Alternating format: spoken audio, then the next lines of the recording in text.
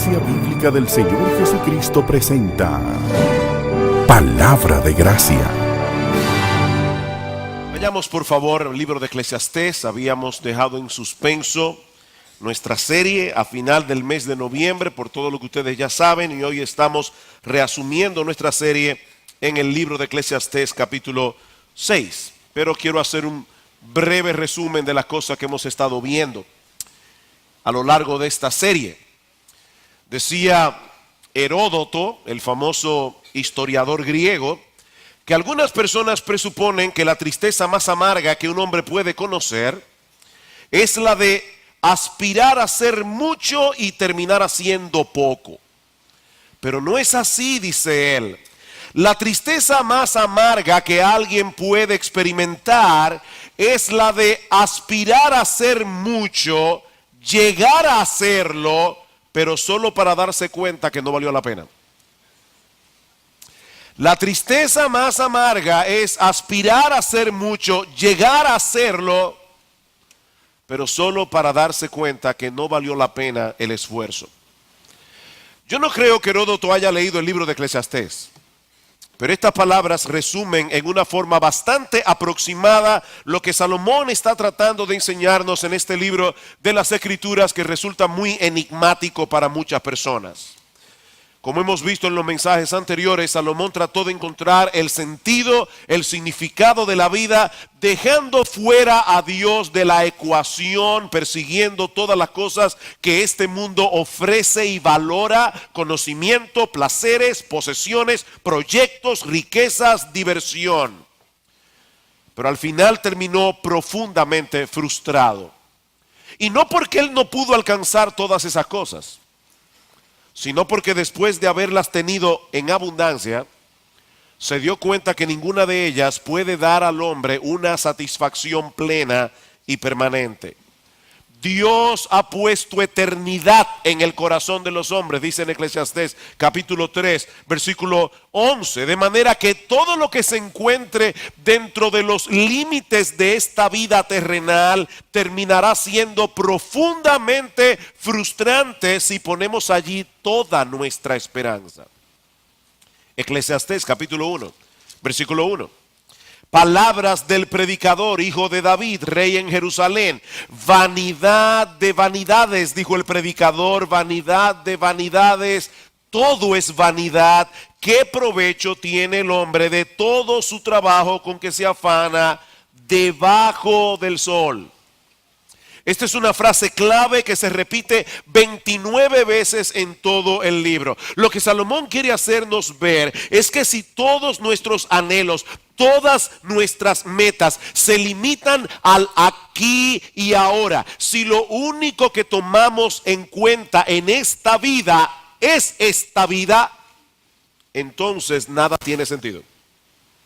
Si lo único que tomamos en cuenta en esta vida es esta vida, entonces nada tiene sentido. Vanidad de vanidades, dice Salomón, todo es vanidad. Otra frase clave para entender este libro: la palabra vanidad se repite 38 veces en Eclesiastés.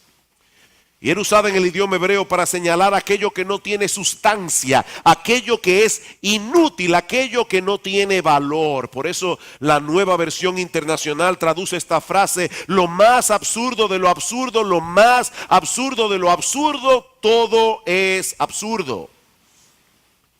Si dejas a Dios y a la eternidad fuera de la ecuación, lo que te queda es una vida vacía, es una vida sin propósito, sumamente frustrante, sin importar cuántos éxitos tú logres alcanzar en términos terrenales.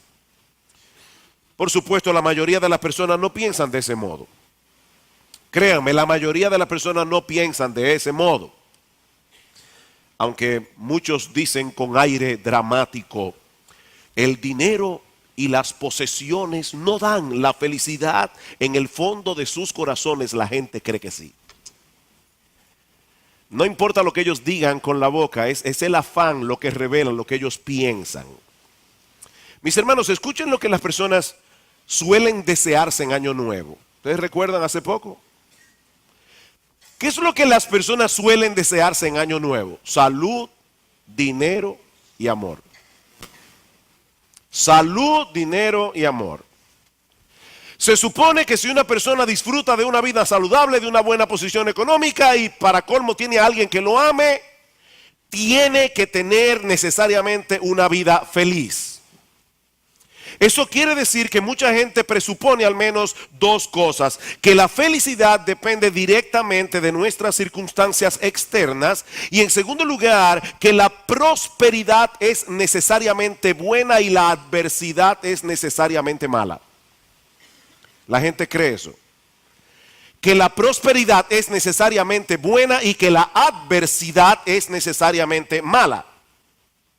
De hecho, muchos presuponen que la prosperidad es una clara señal de la bendición de Dios, mientras que la adversidad es una señal inequívoca de su castigo y de su desaprobación. ¿No es eso lo que enseñan los llamados predicadores del evangelio de la prosperidad? Que si tenemos fe suficiente y por supuesto si ofrendamos abundantemente, tendremos una vida próspera y abundante en términos puramente materiales. Pero mis hermanos, eso es precisamente lo que Salomón rebate en este libro. Y más particularmente en esta sección que comenzamos a estudiar en nuestro último mensaje en Eclesiastés capítulo 5. A mí me encantaría escuchar a Joel Osteen, a Cash Luna predicando de Eclesiastés expositivamente. Me encantaría saber qué van a hacer con estos textos. Eclesiastés capítulo 5 versículo 10: el que ama el dinero no se saciará de dinero, y el que ama el mucho tener no sacará fruto. El que ama el dinero no se saciará de dinero. Por supuesto, el problema no está en el hecho en sí de tener dinero, sino en hacer del dinero un ídolo, en tratar de encontrar en las riquezas, en las posesiones, ese sentido de seguridad, ese sentido de satisfacción que solo podemos encontrar en Dios. Pero Salomón no ha concluido todavía su trabajo de demolición. Eclesiastés es como una demoledora que pasa por encima de todos los anhelos y esperanzas terrenales del hombre.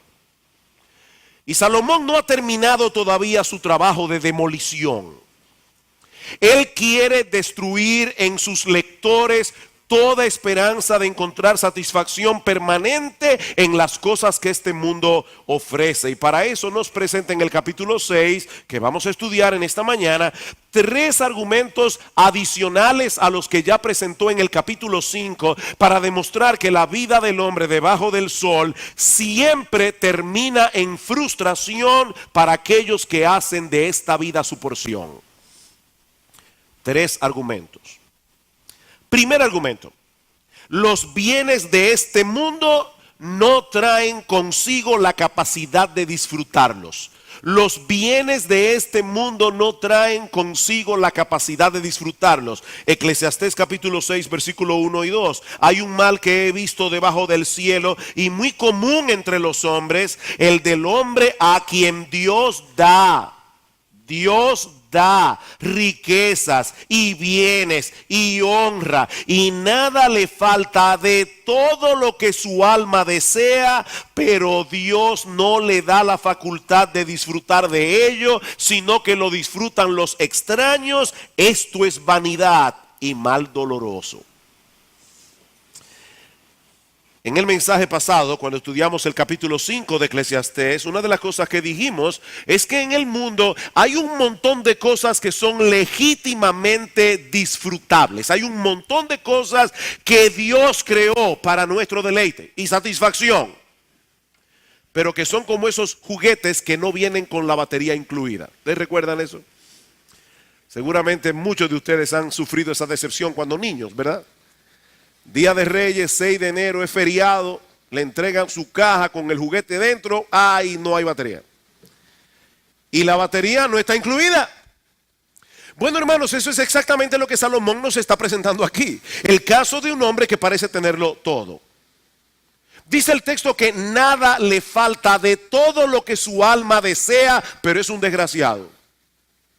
Nada le falta de todo lo que su alma desea, pero es un infeliz.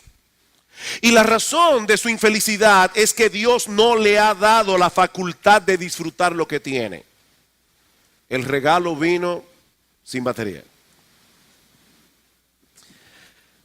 Queridos hermanos, es Dios el que da las riquezas. Eso está claro en el texto.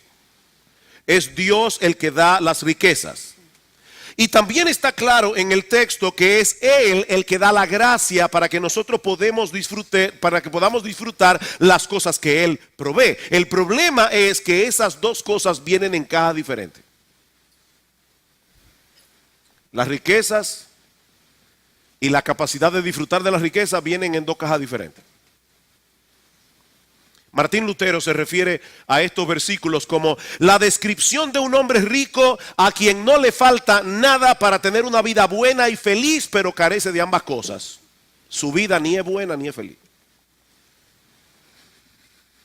No solo tiene riquezas, dice Salomón, también tiene bienes y honra. En otras palabras, hermanos, este individuo es rico y famoso.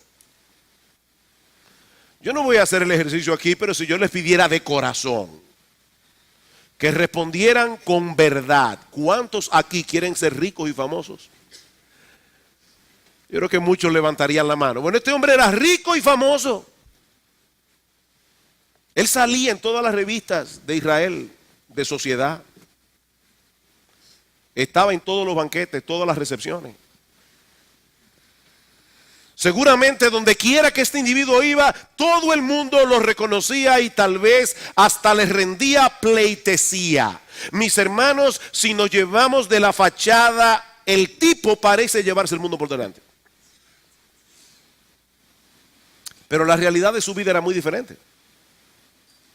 El texto no nos dice cuáles son las razones por las que este hombre no podía disfrutar de las cosas que tenía. Por lo menos no sabemos cuáles eran las razones visibles de por qué él no podía disfrutar. Tal vez estaba enfermo, tal vez estaba deprimido, o tal vez era ese tipo de persona ansiosa que se angustia y se afana por todo. Quizás el caso más increíble del siglo XX fue Howard Hughes. Howard Hughes era muy rico y era muy famoso y era un paranoico. Y terminó su vida encerrado, enclaustrado en una habitación por temor a que lo quisieran matar, por temor a que le quisieran robar y aún por temor a los gérmenes. Vivió una vida increíblemente desgraciada. Ahora, nosotros no sabemos cuál es el caso, ¿verdad?, que tenemos aquí. Pero lo que sí está claro en nuestro texto es que al final de cuentas fue Dios el que no le dio la facultad para disfrutarlo.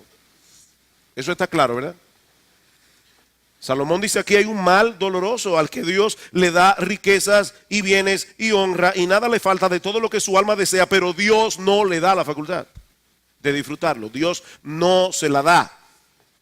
Como dice un comentarista, las cosas no siempre son lo que parecen ser. La prosperidad sin el don del disfrute no es nada. De hecho, dice este comentarista, la riqueza que Dios da sin el poder que solamente Dios puede dar de disfrutar de ellas es una enfermedad grande. Eso nos enseña, mis hermanos, que nuestro Dios es la fuente de todo verdadero deleite y de toda verdadera alegría. Él no es un matagozo cósmico que está aburrido en el cielo, empeñado en que todo el mundo comparta su aburrimiento. Yo sé que esa es la imagen que mucha gente, sobre todo muchos jóvenes, tienen de Dios, pero esa no es la imagen que la Biblia presenta de Dios. Él no es un matagozo cósmico. Pablo dice en 1 Timoteo, a su hijo Timoteo en la fe, que mande a los ricos de la iglesia que no sean altivos, que no pongan la esperanza en las riquezas, las cuales son inciertas, sino en el Dios vivo que nos da todas las cosas en abundancia. ¿Para qué? Para que las disfrutemos. Dios nos da las cosas para que las disfrutemos. Y en Proverbios capítulo 10 versículo 22 dice que es la bendición de Dios la que enriquece, y luego el texto añade que Dios no añade tristeza con esa bendición. Pero ese no es el caso del hombre que Salomón describe en este pasaje de Eclesiastés. No solo no se le ha dado la facultad de disfrutar de lo que tiene, es peor todavía. El texto dice que lo disfrutan los extraños. Y esto es vanidad y mal doloroso, dice en el versículo 2. Este es el tipo de persona como la que habla David en el Salmo 39:6. Dice, ciertamente como una sombra es el hombre, ciertamente en vano se afana, amontona riquezas y no sabe quién las recogerá. Ya Salomón había hablado de esto en Eclesiastés capítulo 2, versículo 21. El hombre que trabaja, dice él, con sabiduría y con ciencia y con rectitud. Oigan esto, un hombre honesto en su trabajo. Él trabajó con sabiduría, con ciencia y con rectitud, pero al final tiene que dejarle su hacienda a hombre que nunca trabajó en eso. Y dice Salomón, también esto es vanidad y mal grande. Esto es frustrante. Yo me imagino que muchos de ustedes tienen que estarse preguntando en esta mañana, ¿por qué? ¿Por qué Dios hace eso? Porque algunos pueden pensar de verdad que Dios es cruel. ¿Por qué hay personas a quienes Dios les da riquezas y no les da la facultad de disfrutarlas? Bueno, probablemente para que reconozcamos de una vez por todas que las posesiones en sí mismas son insatisfactorias. Porque el que no tiene las posesiones dice, bueno, claro, yo entiendo que yo viva frustrado porque yo no tengo lo que él tiene. Pero aquí tenemos a un individuo que tiene lo que él no tiene y está frustrado igual. Probablemente Dios quiere hacernos ver en una forma evidente que las posesiones en sí mismas son insatisfactorias. Es imposible que disfrutemos realmente de los dones que Dios nos da si sustituimos a Dios por los dones. Es imposible. Dice el comentarista Philip Ryken, los dones que Dios nos da y el poder de disfrutar de esos dones vienen por separado. Como yo le decía, vienen en cajas diferentes. Esa es la razón por la que tener más dinero nunca puede garantizar que vayamos a encontrar ningún deleite. Sin Dios, como quiera, estaremos descontentos. Es únicamente cuando lo mantenemos a Él en el centro de nuestras vidas que experimentaremos verdadero gozo en los dones que Dios pueda darnos. De manera, dice Ryken, que el temor del Señor no es únicamente el principio de la sabiduría, sino también la fuente de la satisfacción. ¿Escucharon eso? El temor del Señor no es únicamente el principio de la sabiduría. El temor del Señor es la fuente de la satisfacción. Esa es la enseñanza que Salomón nos da al final del capítulo 5. Dice en el versículo 18, he aquí pues el bien que yo he visto, que lo bueno es comer y beber y gozar uno del bien de todo su trabajo con que se fatiga debajo del sol, todos los días de su vida que Dios le ha dado, porque esta es su parte. Asimismo, a todo hombre a quien Dios da riquezas y bienes y le da también la facultad para que coma de ellas y tome su parte y goce de su trabajo, dice Salomón, eso es don de Dios. Eso es un don de Dios. Mis queridos hermanos, el llamado de Dios no es recluirnos en un monasterio. El llamado de Dios no es que vivamos vidas ascéticas privándonos de todo. No, lo que debemos hacer es colocar a Dios en el centro de nuestras vidas, de tal manera que podamos vivir el presente y aún disfrutar el presente, pero recordando siempre que el más grande de los dones que Dios nos ha dado no es un carro grande, no es una casa cómoda, no es un buen matrimonio, no son hijos obedientes. El don más grande que Dios nos ha dado es conocerlo a Él en Jesucristo. Él es su mejor regalo. Y lo sorprendente de la salvación que Él nos otorga de pura gracia es que trae consigo, la salvación es un combo y trae consigo la capacidad de disfrutar de todo lo demás sin permitir que nos esclavice. En otras palabras, Jesucristo nos hace libres para que podamos disfrutar de lo creado, pero adorando únicamente al Creador. Pero el hombre que pierde de vista a Dios y hace un ídolo de los dones que Dios da, termina perdiendo a Dios e imposibilitado de disfrutar de los dones que Dios le dio. Versículo 3 al 6. Aunque el hombre engendrare 100 hijos y viviere muchos años, y los días de su edad fueren numerosos, si su alma no se sació del bien y también careció de sepultura, yo digo que un abortivo es mejor que él, porque el abortivo, el niño que fue abortado, en vano viene y a las tinieblas va, y con tinieblas su nombre es cubierto. Además, no ha visto el sol, ni lo ha conocido, más reposo tiene el hijo abortado, que aquel. Porque si aquel viviere 1000 años 2 veces sin gustar del bien, ¿no van todos al mismo lugar? Salomón está describiendo aquí el mejor tipo de vida que muchas personas pudieran desear en los días del Antiguo Testamento.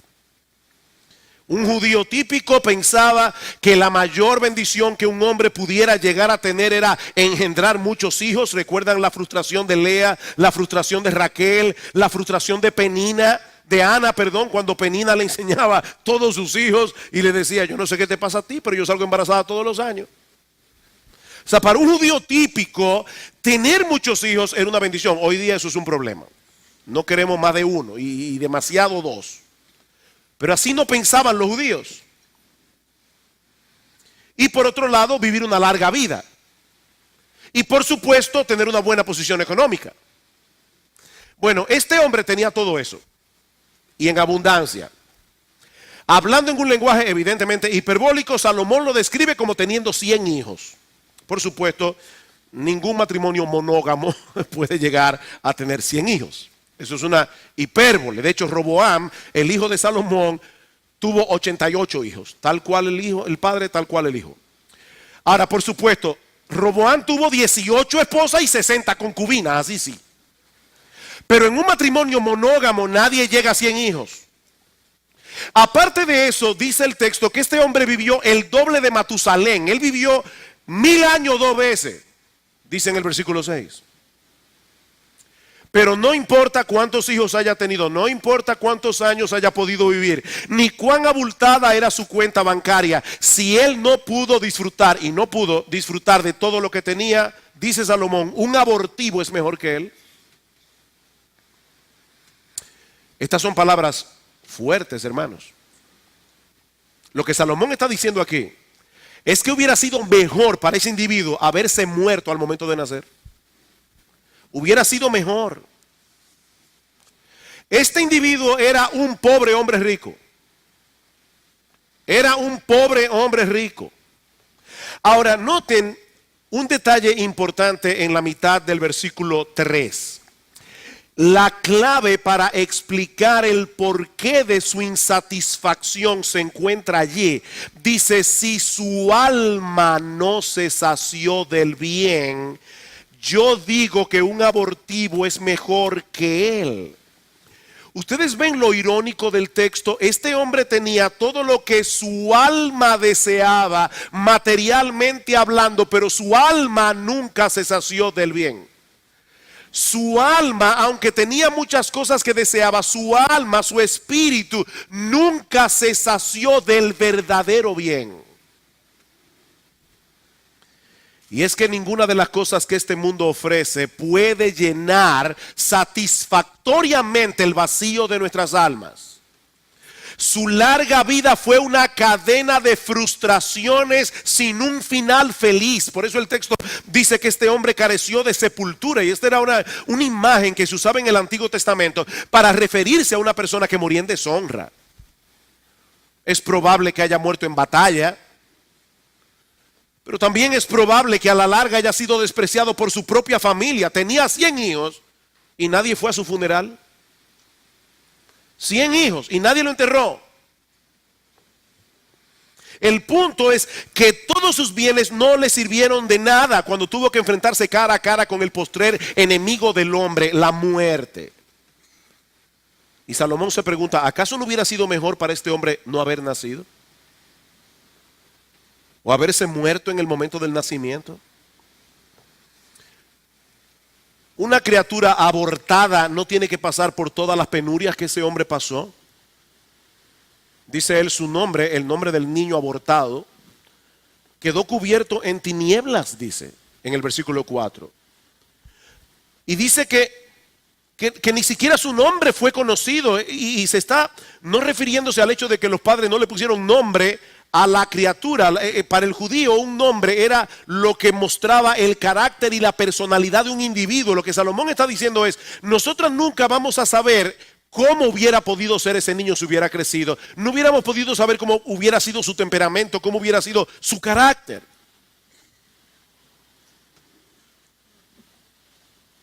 Pero evidentemente ese niño abortado tuvo más reposo que este hombre que vivió el doble de Matusalén. Alguien decía, es mejor ser abortado en el nacimiento que haber tenido una vida abortada. Es mejor ser abortado en el nacimiento que haber tenido una vida abortada. Este individuo tuvo una vida abortada. Mis hermanos y amigos que están aquí en esta mañana, ¿cuál es la enseñanza de estos versículos? Que los bienes de este mundo y la facultad de disfrutar de ellos vienen en cajas separadas, y que muchas veces Dios deja a propósito de proveer las dos cosas al mismo tiempo a la misma persona, para que el hombre entienda que sin él esta vida es una total frustración. Esa es la enseñanza. No importa cuánto tengas, si tú no tienes a Dios, mi amigo, tú no tienes nada. Y de la misma manera, no importa que tú no tengas nada, si tú tienes a Dios, mi amigo, tú lo tienes todo. Tú tienes todo lo que realmente vale la pena. Pero hay otro argumento que Salomón nos presenta en este pasaje. Y es que nuestros deseos y apetitos nunca se sacian de los bienes de este mundo, aun cuando pueda disfrutar de ellos. Nuestros deseos y apetitos nunca se sacian de los bienes de este mundo, aun cuando pueda disfrutar de ellos. Capítulo 6, versículo 7. Todo el trabajo del hombre es para su boca, y con todo eso su deseo no se sacia. Todo el trabajo del hombre es para su boca, y con todo su deseo no se sacia. En los versículos 1 y 2, Salomón nos presentó a un hombre que tenía todo lo que su alma podía desear, pero no tenía la facultad de disfrutar de lo que tenía. El cuadro que él está presentando ahora es distinto. Lo que él nos hace ver en estos versículos es de que independientemente de que tú llegues a saciar tu apetito hoy, mañana tendrás apetito otra vez. Ese es el problema. Y aunque allí se habla del apetito por la comida, en realidad puede aplicarse a cualquier cosa. El deseo regresa día tras día. Comemos hoy para tener fuerza para trabajar. ¿Y todo eso para qué? Para ganarnos el dinero necesario para comprar el alimento que vamos a desear mañana. Esa es la vida del hombre. En otras palabras, el sentido de satisfacción dura poco. ¿Tú comiste esta semana alguna buena comida? ¿O algún buen postre? Que cuando tú terminaste dijiste, wow, oye, esto sí que estuvo bueno. Ok, ¿y tú crees que cuando tú llegas a tu casa al mediodía, ya por esa comida que te comiste el miércoles, el lunes, el martes, ya tú no vas a comer otra vez? Ya esa satisfacción se fue hace rato. No te sirve de nada ahora. El sentido de satisfacción dura poco. Mis hermanos, esta es una realidad para todos, para el sabio, para el necio, para el pobre, para el rico. Versículo 8, porque ¿qué más tiene el sabio que el necio en este aspecto? ¿Qué más tiene el pobre que supo caminar entre los vivos? Aquí tenemos a un individuo pobre pero consciente, un individuo pobre que se sabe comportar. Y dice Salomón, al final de cuentas, el apetito de ninguno de los dos quedará satisfecho. Así que en ese sentido, el sabio no tiene más ventaja que el necio. ¿Es algo malo trabajar y aún tratar de satisfacer nuestros deseos legítimos? Por supuesto que no. Pero Salomón quiere hacernos ver que si toda nuestra vida consiste en satisfacer nuestros deseos y apetitos, terminaremos en frustración porque los deseos nunca se sacian. Nunca.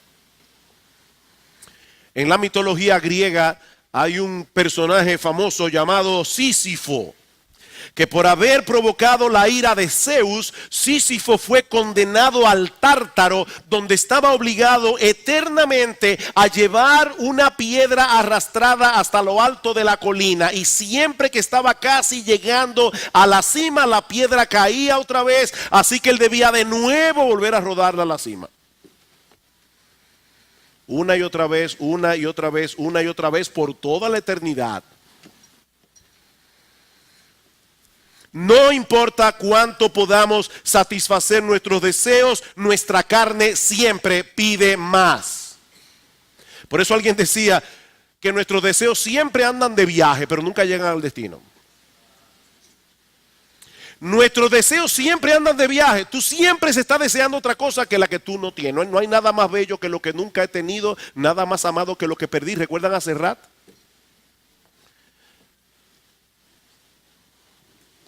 Ya Salomón había dicho eso en Eclesiastés capítulo 1, versículo 4. Generación va, generación viene, mas la tierra siempre permanece. Versículo 8. Todas las cosas son fatigosas, más de lo que el hombre puede expresar. Nunca se sacia el ojo de ver ni el oído de oír. Nunca. ¡Qué frustración!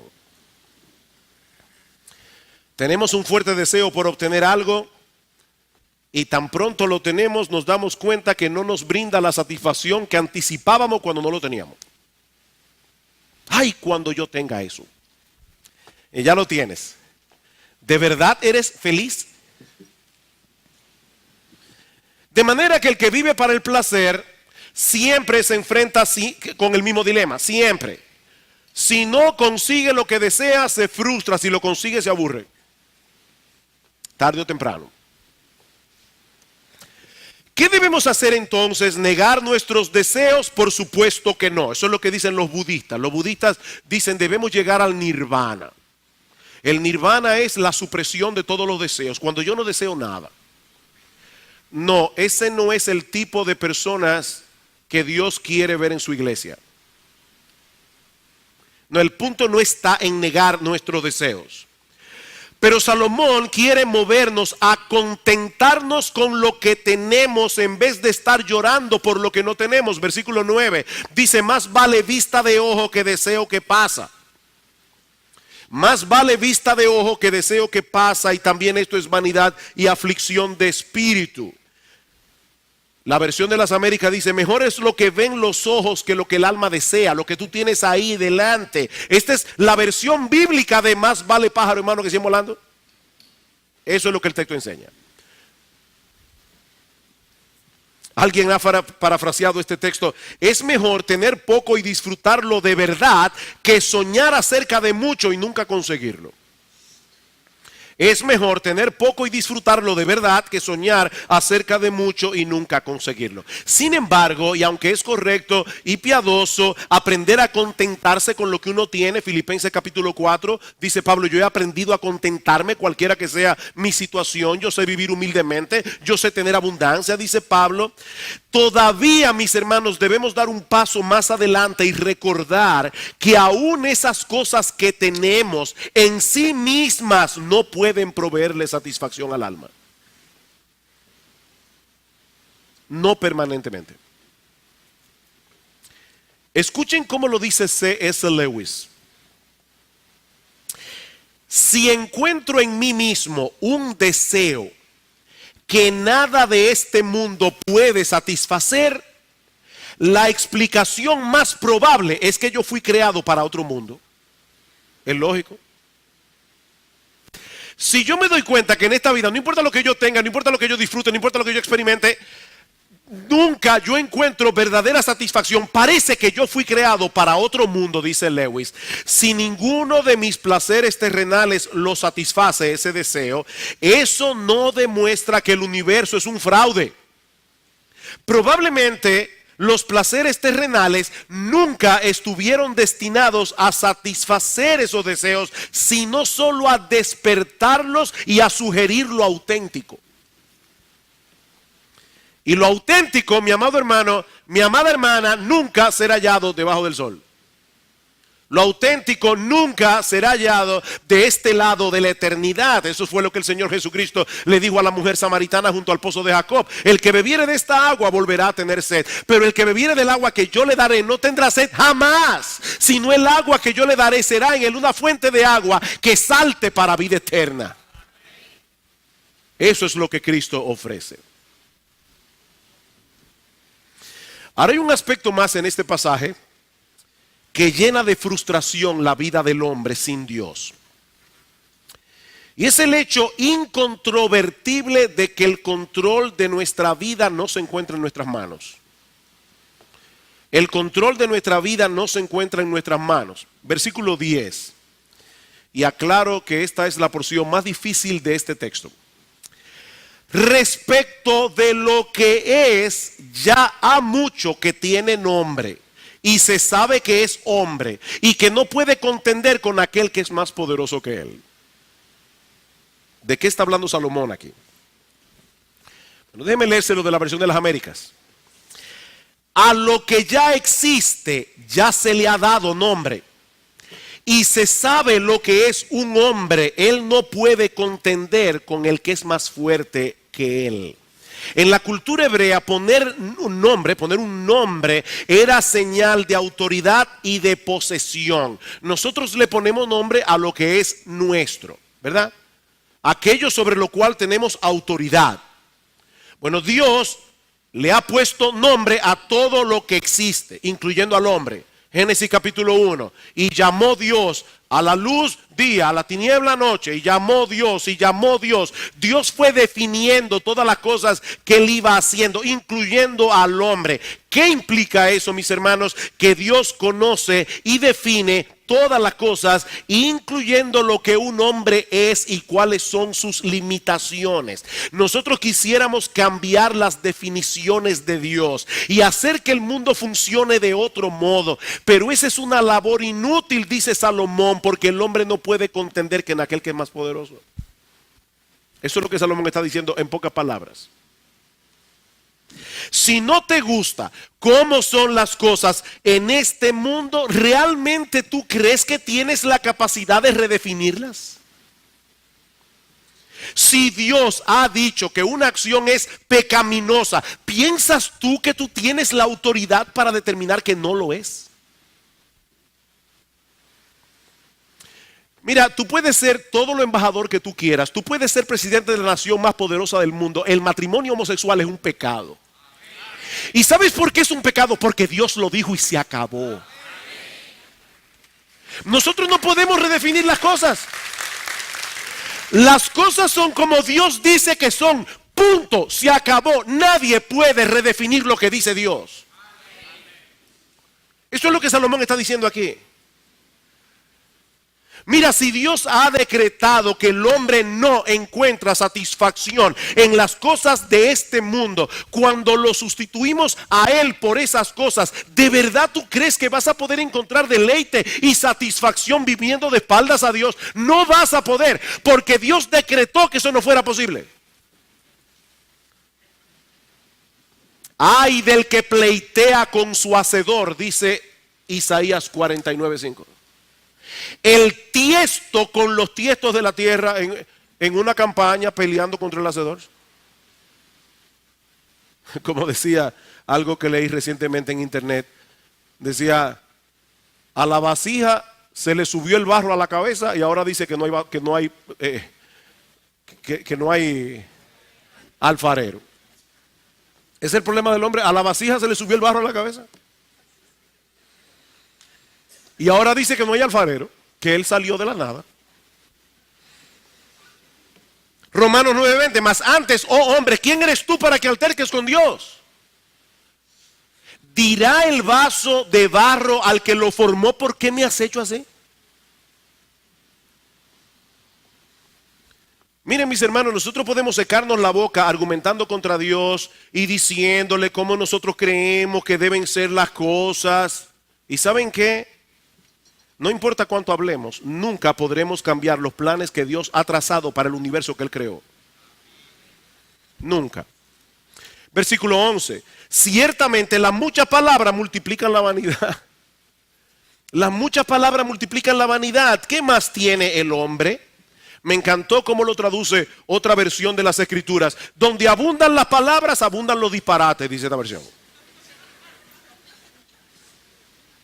Donde abundan las palabras, abundan los disparates. Multiplicar las palabras argumentando contra Dios solo sirve para gastar saliva y evidenciar nuestra necedad. Eso es lo que Salomón nos está diciendo aquí. Queridos hermanos, mientras más rápidamente aceptemos nuestra posición como criaturas, y nos sometamos con mansedumbre a los decretos de Dios, más rápidamente experimentaremos la paz de Dios que sobrepasa todo entendimiento. Somos criaturas. A final de cuentas, nosotros no tenemos un mejor entendimiento del que tiene Dios de lo que realmente a nosotros nos conviene. Nosotros no tenemos ese entendimiento. Versículo 12. Porque ¿quién sabe cuál es el bien del hombre en la vida? ¿Quién sabe cuál es el bien del hombre en la vida? Todos los días de la vida de su vanidad, los cuales él pasa como sombra. Tú llegaste ayer y te vas mañana y tú crees que tú sabes mejor cómo funciona la vida que Dios. Tú eres una sombra. Versículo 12 al final, porque ¿quién enseñará al hombre qué será después de él debajo del sol? En la introducción de este mensaje nosotros decíamos que muchas personas asumen que la prosperidad es necesariamente buena y que la adversidad es necesariamente mala. Pero Salomón nos ha demostrado hasta aquí que la prosperidad puede convertirse en un gran problema si termina alejando nuestros corazones de Dios. Pero él no ha terminado allí. El domingo que viene, si el Señor lo permite, vamos a ver en el capítulo 7 que la adversidad no siempre es un problema. En el capítulo 7 Salomón se embarca en una tarea todavía más fuerte. Él se embarca en la tarea de demostrar que muchas veces la adversidad es lo mejor. Vean el capítulo 7, no lo voy a decir ahora obviamente, eso será en el próximo programa. Pero dice, mejor es la buena fama que el buen ungüento. Mejor el día de la muerte que el día del nacimiento. Mejor ir a la casa del luto que a la casa del banquete. Mejor es el pesar que la risa. ¿Qué está diciendo Salomón? Que no siempre lo que nosotros llamamos malo es lo que es malo.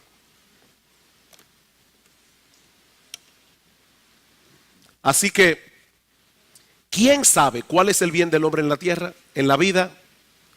Pregunta Salomón en el versículo 12. Respuesta, Dios lo sabe. ¿Quién sabe cuál es el bien? Dios lo sabe. Y nosotros podemos descansar confiados en su sabiduría. ¿Significa eso? Y esto es importante, hermanos, yo no quiero crear aquí un problema de conciencia en nadie. ¿Significa eso que siempre es incorrecto que un creyente externe sus quejas delante de Dios? No. No. Nosotros encontramos en los salmos a muchos creyentes piadosos derramando sus corazones delante de Dios. Y al Cristo sin pecado diciendo en la cruz del Calvario, Dios mío, ¿por qué me has desamparado? Pero una cosa es traer nuestras quejas a Dios y expresarle abiertamente el dolor de nuestro corazón, sabiendo que en Él hay comprensión, sabiendo que en Él hay consuelo.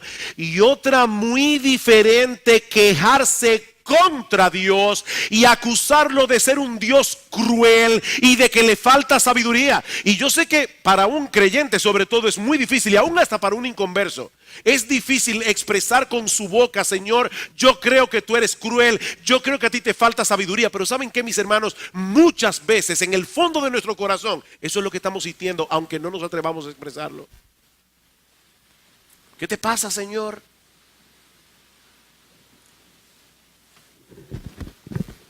Miren, mis hermanos, si nosotros pudiéramos cambiar en lo más mínimo el guión que Dios escribió para nuestras vidas, podemos estar completamente seguros de que no será para mejorarlo, será para dañarlo. Alguien ha dicho, lo que Dios quiere para nosotros es siempre lo mejor. Porque Él sabe más acerca de nosotros que lo que nosotros sabemos. Siempre es lo mejor. Y muchas veces Dios nos impide alcanzar lo que queremos porque Él sabe que corremos el peligro de convertir esas cosas que queremos en un ídolo que nos robe la bendición de disfrutarlo únicamente a Él. Es por eso que en el Nuevo Testamento encontramos la extraña ley de ganar perdiendo. La extraña ley de ganar perdiendo. El que haya su vida la perderá. Y el que pierda su vida por causa de mí la hallará. Hay que perder la vida para hallar la vida. ¿Sabes lo que eso significa, mi amigo que estás aquí en esta mañana? Que debemos colocar a Cristo en el centro de nuestras vidas. Que debemos dejar de adorarnos a nosotros mismos. Que debemos dejar de adorar cualquier otra cosa de este mundo para adorarlo únicamente a Él. El hombre que hace eso, el hombre que pierde su vida para vivir para Cristo, entonces encuentra su vida. Pero el que rechaza el señorío de Cristo porque no quiere dejar de ser el centro de su propio universo, terminará perdiendo por completo su vida. Cristo vino a buscar y a salvar lo que se había perdido. Así que en esta vida todavía hay oportunidad para ser encontrado y restaurado por Dios, para hacer aquello para lo cual Dios nos hizo, glorificarle a Él y gozar de Él por siempre. ¿Cómo Dios hace eso? Abriendo los ojos de nuestro entendimiento por medio del Evangelio para que podamos vernos como somos, como Dios nos describe, como pecadores, culpables, merecedores del juicio de Dios, merecedores del infierno. Y para que veamos a Cristo no solo como el único que puede salvar nuestras almas de la condenación, sino como el único que puede satisfacer los anhelos más profundos del alma. Cristo es precioso. Así que el llamado de Cristo no es a tener una existencia monótona y gris. Su llamado es a que dejes de desperdiciar tu vida viviendo para lo que nunca podrá brindarte verdadera satisfacción, para que por primera vez comiences a vivir realmente. Yo he venido para que tengan vida y para que la tengan en abundancia, dice el Señor. Así que es mi oración y anhelo que muchos aquí puedan comenzar a gozar de esta vida que Cristo ofrece aquí y ahora, viniendo a Él en arrepentimiento y fe, dejando de confiar en tus obras de justicia, dejando de confiar en cualquier cosa fuera de Cristo y confiando únicamente en Cristo. Que Dios bendiga y prospere su palabra.